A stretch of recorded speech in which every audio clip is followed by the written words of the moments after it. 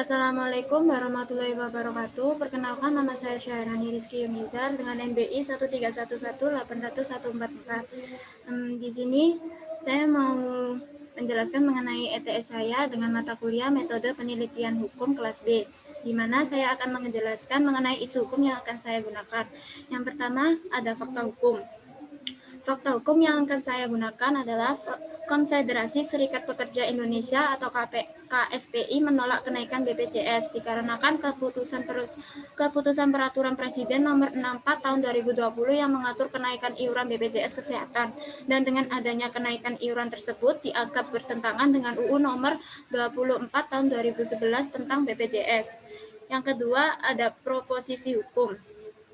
Proposisi hukum yang pertama ada pasal 34 Perpres nomor 64 tahun 2020 tentang perubahan kedua atas Perpres nomor 82 tahun 2018 tentang jaminan kesehatan, menjelaskan bahwa kenaikan iuran ini berlaku bagi peserta mandiri pekerja bukan penerima upah atau PBPU dan bukan pekerja atau BP. Yang kedua, UU nomor 24 tahun 2011 tentang BPJS menyebutkan bahwa BPJS Kesehatan bukanlah BUMN, tetapi berbentuk badan hukum publik, sehingga pemerintah tidak boleh seenaknya menaikkan iuran secara sepihak tanpa meminta persetujuan dari pemilik BPJS Kesehatan. Yang ketiga, ada isu hukum.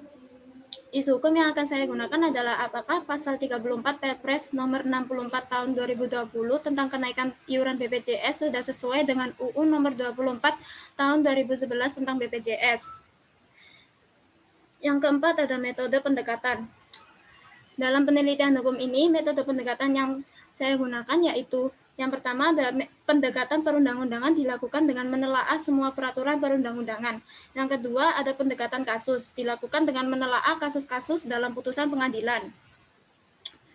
Yang kelima ada jenis dan sumber bahan hukum yang digunakan.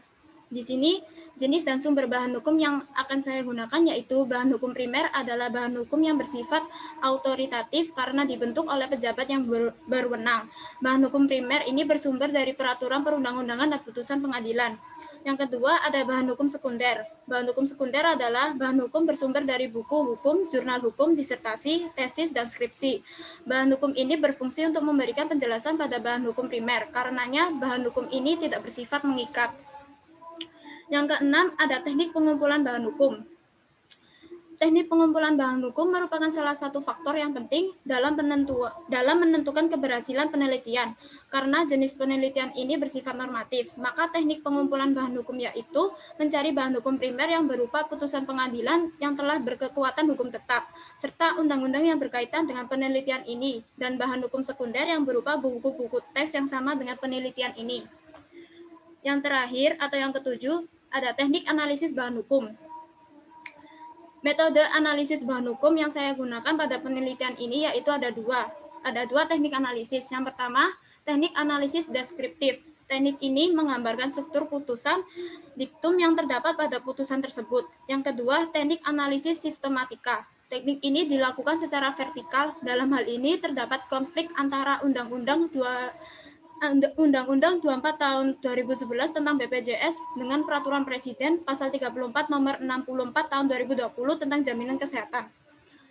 Sekian penjelasan mengenai isu hukum saya. Bila ada salah kata atau kurang berkenan, mohon dimaafkan. Wassalamualaikum warahmatullahi wabarakatuh.